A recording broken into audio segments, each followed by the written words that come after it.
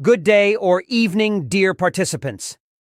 In this second lecture of Module 2, we are going to focus on the education curriculum frameworks and learning outcomes.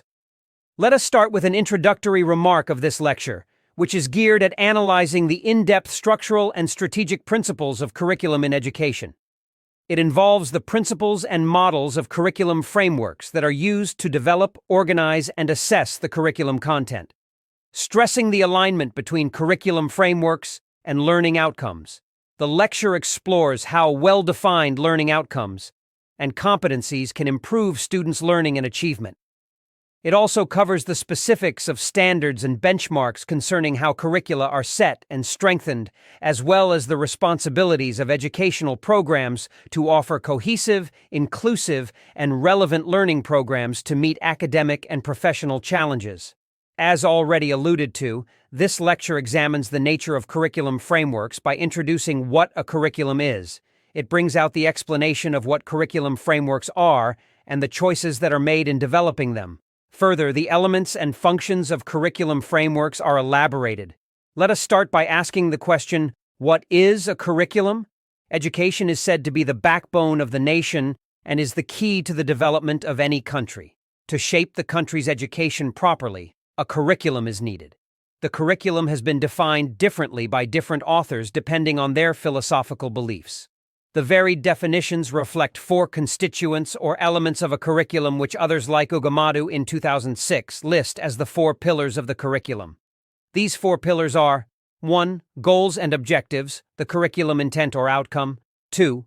Content or subject matter. 3. Learning experiences. And 4. Evaluation.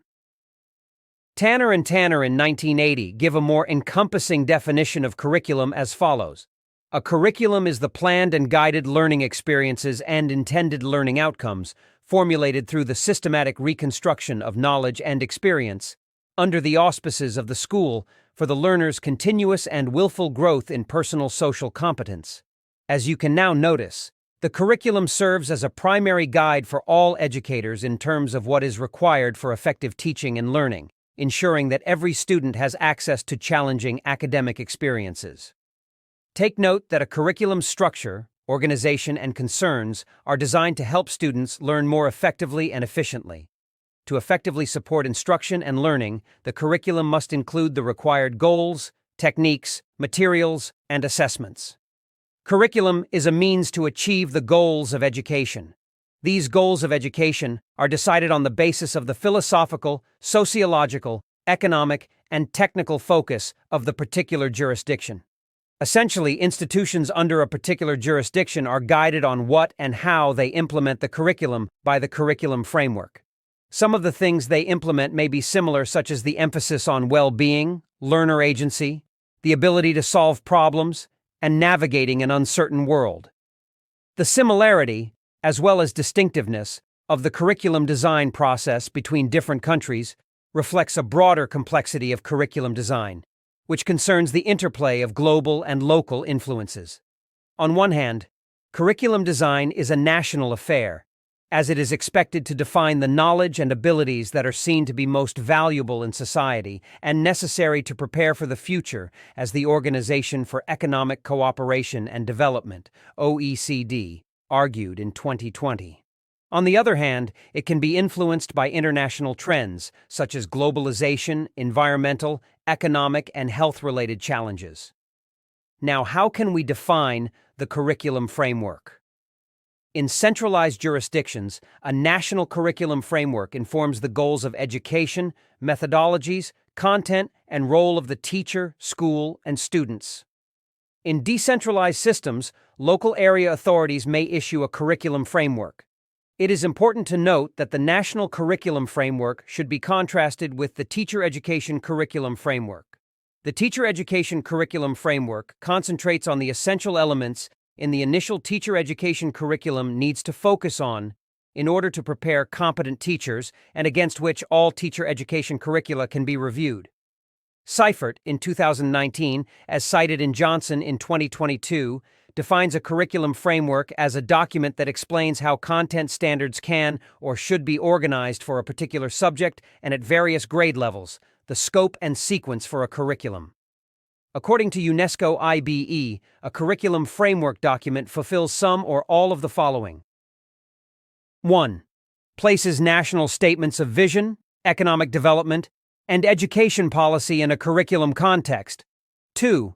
Sets out broad aims and objectives of the curriculum at the various stages of schooling. 3. Explains the educational philosophy underlying the curriculum and approaches to teaching, learning, and assessment that are fundamental to that philosophy.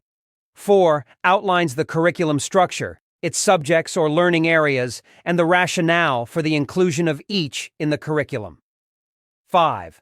Allocates time to various subjects and/or learning areas in each grade or stage. 6. Provides guidelines to subject curricula developers, teacher trainers, and textbook writers. 7. Prescribes requirements for curriculum implementation, monitoring, and evaluation.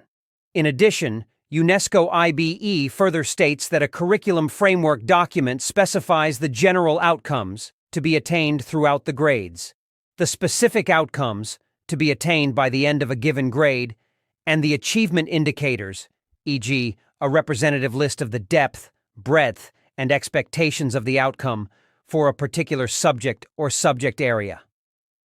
It can also be used with reference to an educational stage or level, e.g., primary education curriculum framework. Thus, the curriculum framework keeps changing according to the needs of the societies and policies in education. Take note that the curriculum framework, curriculum that is derived from the framework, and the syllabus that is derived from the curriculum are all significant in the educational process to achieve the educational goals of the country. The curriculum framework is looked at as the tool and strategy to operationalize the education policy.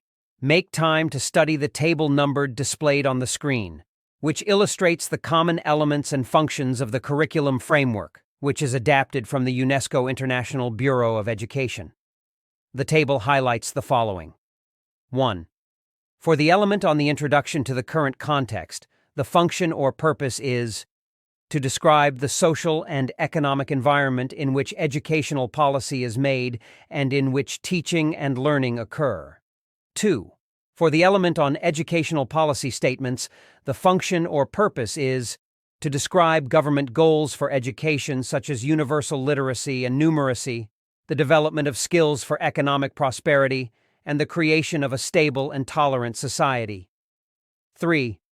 For the element of the statement of broad learning objectives and outcomes for each level, the function or purpose is to describe what students should know and be able to do when they complete their school education.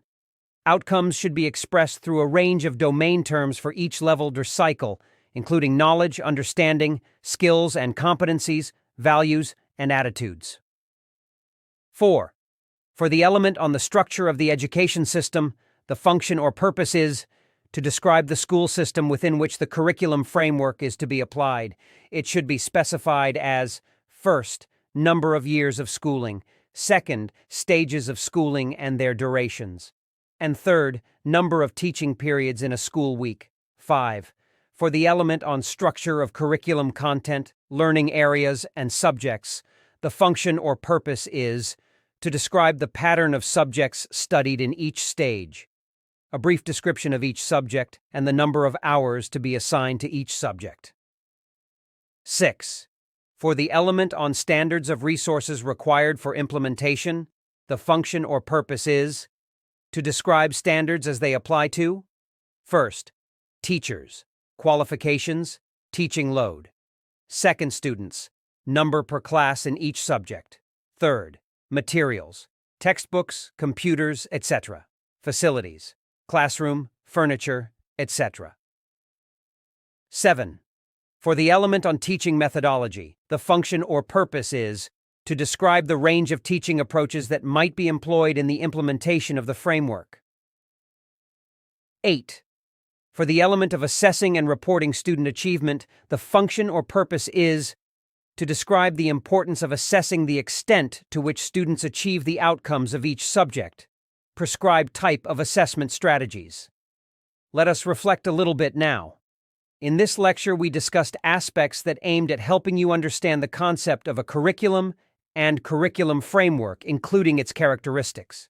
The lecture also helps further you understand the choices that are made in the process of curriculum framework development. Then, what questions should we start asking ourselves? What comes to my immediate thinking is 1. Why is the curriculum framework necessary? 2. What are the functions of a curriculum framework? 3. Outline the elements of a curriculum at national, school, and classroom levels. Before you can start answering these questions, please read the document Online Material and Guideline for Study.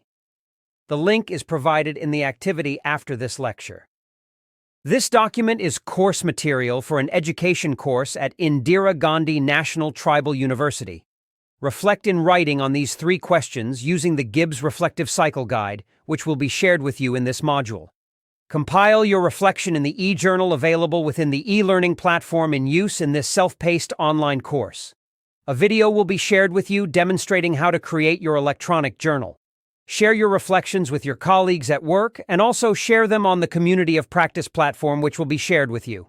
In conclusion, we have explored the concept of curriculum and curriculum framework and how they are related to the educational goals and policies of a country. We have also learned about the elements and functions of a curriculum framework and how it guides the development, organization, and assessment of the curriculum content. We have seen that a curriculum framework can be influenced by both global and local factors, and that it should be flexible and adaptable to different contexts and situations.